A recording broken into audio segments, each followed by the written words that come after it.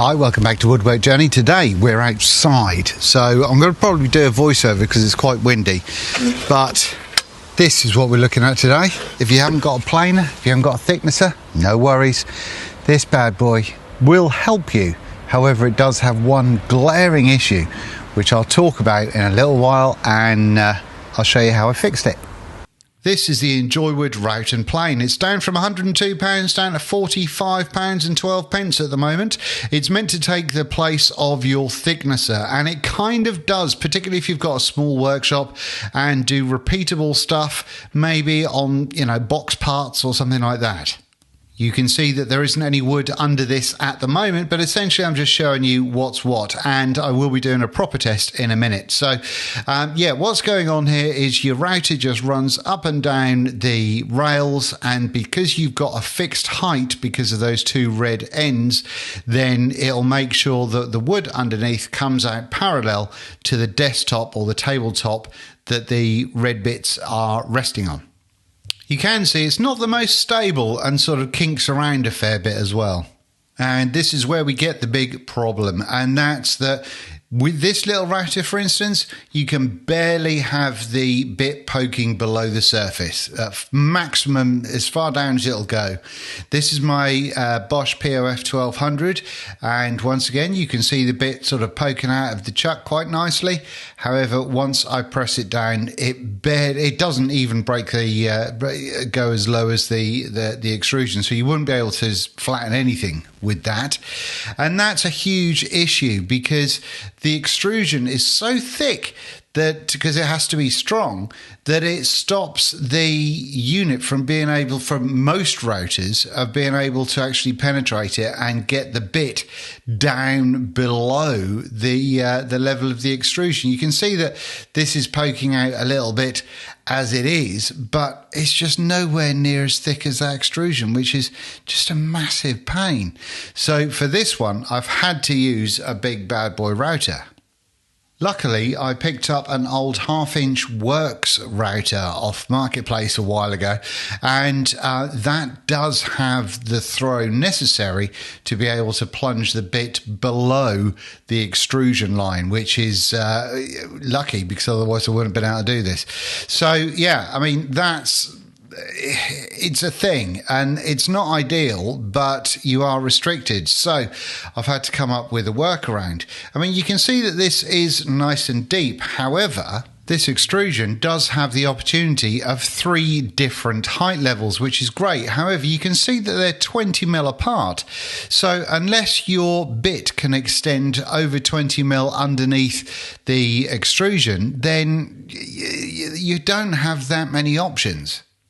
So this is the base that I came up with. Rather than just having a flat thing to put the jig on, I've actually made it so it has 2 bits of MDF, one at the top and one at the bottom.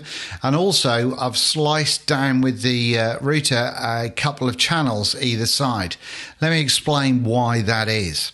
Firstly, when it comes to the MDF along the top, you can see that because it stops, it comes up, if you like, it basically makes sure that the jig can't twist and do all sorts of funny things and move around, but it can easily move from side to side, which is exactly what you want. However, for the side pieces, because of the lack of adjustable height, I've made a couple of other sliders that the jig fits inside, and when it's on those sliders, because they're lower, depending on how thick those sliders are, I can have sort of various ones and make them infinitely adjustable. So when it runs, I can have it, rather than kind of X amount from the height of the base there, it can be half that X amount. Does that make sense? So yeah, I can make things lower in between the 20 mil sort of adjustment levels that we've got by doing this kind of thing, and by having maybe multiple strips. Alrighty, so let's get going with a full-on demo. So this bit of wood here is kind of all natural. I've just cut a few sides off it on the bandsaw. It's not straight. It's not, the 2 faces are not parallel. You can see on the right-hand side there that it actually sort of raises up quite a little bit. So yeah, so what we're doing there is I'm making sure that it is nice and tight and it's not going to go anywhere. Plus I've got a little wedge at the front there, and that makes sure that it's not going to tip when we've got the router going on. Right, so once I got the router set up, I did have one issue pass where I cocked it up a little bit, but then we sorted it out. And this is essentially what you're doing. You just kind of go and running up and down it with the router, ideally with your plunge locked so you can't have any other issues, and away you go. Here we've got another angle of a similar thing going on right there. And, you know, it's just a straightforward movement. There's no stress, nothing hard about it. It just does what it does. And that's going to make that top parallel to the base that the two sides are running on. So, yeah, keeping it nice and straightforward.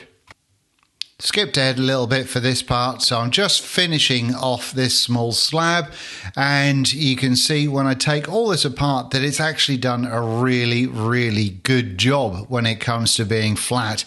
I'll run the ruler across it in a moment, and you can see that it's not looking too bad. It's not thicknesser flat in as much as it still needs a sanding and all that sort of stuff, but you're in a really strong position where you've got the two sides are going to be absolutely parallel to one another, or the two faces rather are going to be parallel to one another, which is fantastic, and you haven't had to spend a crap ton of money on a super expensive thicknesser. Aside from the wormholes, that's pretty smooth. I'm happy with that. And so the unit is nicely made. I mean, I've got an idea to improve it if Banggood want to get in touch, but yeah, it's nicely made. It's solid fittings, and the scales and what have you are all fabulous. You know, it looks good. It's just that problem with the depth. Something you do have an option of is a router extension. Now, there is loads on Amazon. This one that I'm showing you right now, I don't know anything about it, other than I don't think it comes with a spanner, and it needs a very specific spanner, which is a bit weird. Anyway, yeah, these extensions will just make your router bit longer, because this goes into the router and then the bit goes into this. And so this is what people use in tables quite a lot and all that sort of jazz.